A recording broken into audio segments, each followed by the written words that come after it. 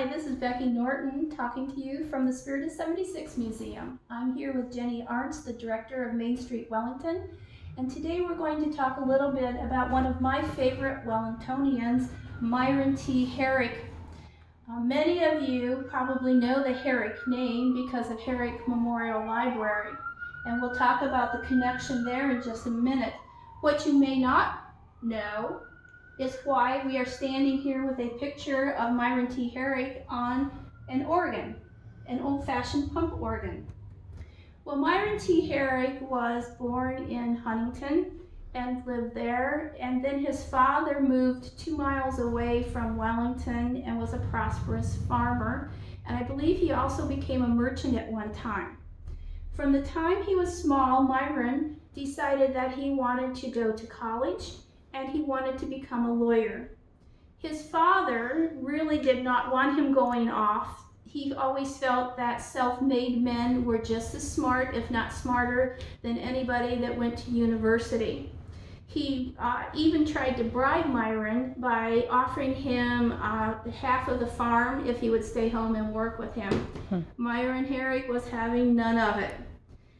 He did not really graduate from school. He did attend high school here in Wellington. And in those days, I guess, graduating from high school was not a requirement to get into college.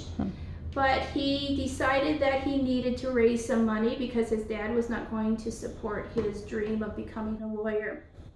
He did several different things in order to raise money for his college education, and one of the things that he did was to sell organs like these from the Vischer Organ Company in Wellington. Now, as you're looking, you will see that we have a farm dinner bell here. And you're wondering, why do we have the farm dinner bell displayed with the Vischer organs and Myron T? Well, they all go together because not only did he sell these organs, he also went door to door trying to sell these farm dinner bells to make some money. Another one of his jobs that he did was he decided that he was going to teach. In those days, for men especially, if they needed to make some money, they would find a teaching job and teach for a while to make a little bit of money and then go on to do something else. He found a teaching job. He was barely 20 years old in Brighton, and most of you know that Brighton is about 6 miles west of here.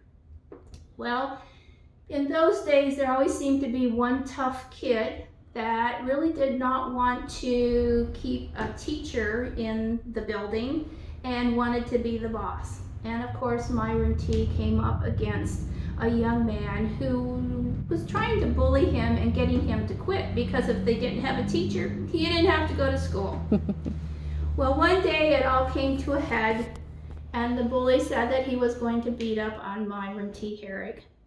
I am not going to tell you the rest of the story. You're going to have to either come to the museum and ask, or you are going to have to look up information on Myron T. Herrick to find out what happened. Well, he did that for a couple of years, and then he decided he wanted to do something else. The family that he lived with while he was teaching had a big apple orchard, and the man made apple cider. So Myron T. Herrick and the gentleman decided that they were going to go in halves, and that Myron was going to take barrels of apple cider out west and sell it, because he figured nobody out west would have apples or apple cider. He would make a lot of money, come back with the money, and he'd go off to college. Well, the mistake that he made was he went to St. Louis thinking that St. Louis was west.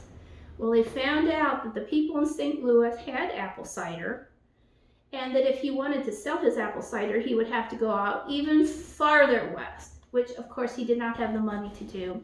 So he took a loss on the apple cider and had to find something else to do.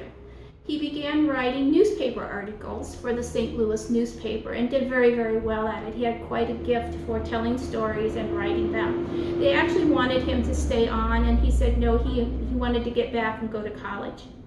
He finally got to go to Oberlin College for 1 year and Ohio Wesleyan University for 1 year. And then he went to Cleveland to study law, because in those days, you went to school for a couple years and then you apprenticed with someone. He was admitted to the bar in 1877 and practiced law until about 1886. At that time, he got into banking. He and some friends got into banking. And from banking, he went into politics, very much like Mr. Sidney Warner, who was a banker and then got into politics. The first thing that Mr. Herrick did was he became a councilman for the Cleveland City Council. He was elected to that. He did some other political things, but the one important thing that I wanted to talk about just briefly was that he became governor in 1904 to 1906. His lieutenant governor was Warren G. Harding, who you may recognize as a president of the United States, which I thought was interesting. Eventually then, Mr. Herrick became an ambassador to France, and he was ambassador from 1912 to 1914, and President Taft was the one that appointed him. The people in France loved Mr. Herrick. He was there during World War I. Other embassies were shutting down because they were declaring war on each other. Mr. Herrick, of course, was there, and the United States had not declared war on anyone yet. So they would come and give Mr. Herrick the keys to their embassies and said, will you please take care of the embassies and try to make sure that nobody breaks in? And off they would go. Mr. Herrick had all of these embassy keys, German embassy, French embassy. Of course, he was the French ambassador, but the English embassy, all of these embassies. So legend has it that he had posters made up that said, if you break into this embassy, you are declaring war on the United States of America. Nobody wanted the United States to be their enemy, and so not one embassy was touched. When the war was over, the ambassadors came back, he handed them the keys, they walked in, and nothing had been touched, which I think is just a really cool story. After 1914, he went back to the United States and he set up a war relief program, and then he was given another ambassadorship to France in 1921 to 1929. While he was in France, the people just loved him. He had these parties, and instead of just having other ambassadors there, he would invite the mayor of the town, he would invite the man who owned the grocery store, the little bakery. And at first, the people who were very wealthy thought, what are these other people doing here? But they had such a good time because of all the different backgrounds that everybody wanted to come to one of Mr. Herrick's parties. They thought it was great. The other thing that he did besides protecting the embassies during World War I is he set up a private hospital during the war. He took over one of the schools. He got money from friends in the United States as well, private funds. He got doctors, and all of the soldiers wanted to go to the American hospital because they knew that they would get excellent care. While he was in France in 1929 on Easter Sunday, Mr. Herrick passed away, and he was 75 years old. Now, I skipped over one part that a lot of people in Wellington already know, and that is that Mr. Herrick donated the library to the town of Wellington, and that happened in 1909, I believe. Let me just make sure that I have that correct.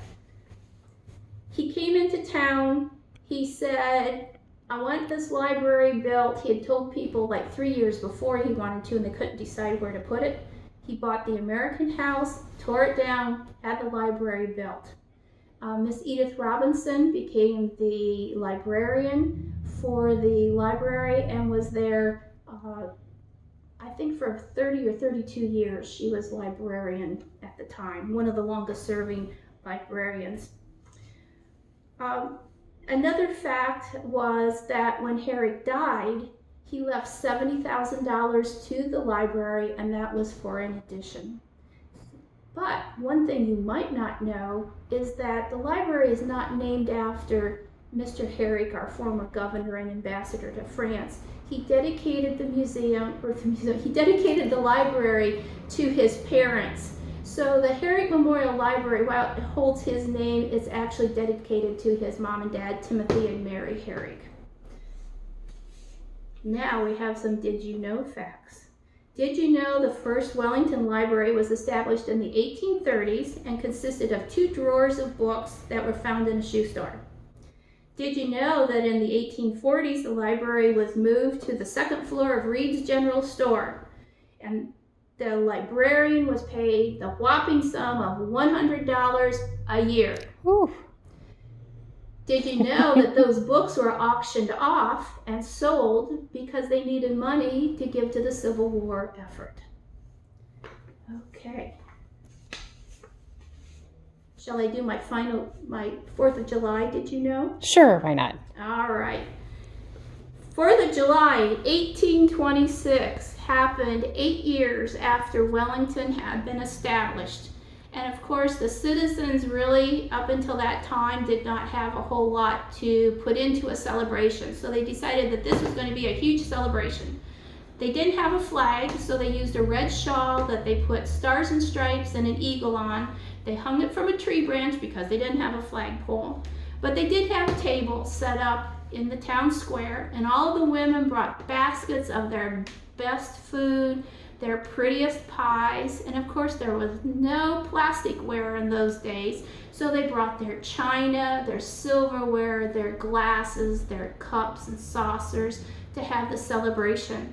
They had drummers, they had their dinner, they sang songs, they had just a wonderful time. At the end of all of this, they decided that they were going to have a huge finale to the end of their 4th of July celebration. So they were going to shoot off their gun, which was a small cannon named Old Centennial. So they loaded up Old Centennial, put in the gunpowder. I don't think they put in a cannonball, because they just wanted the noise of it, but I don't know for sure.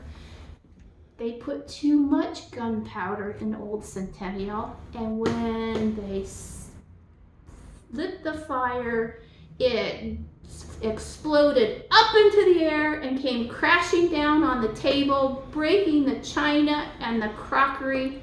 And I must say, if I'd have been there, I would have shed a tear or two for all of the dishes that were destroyed. Thank you.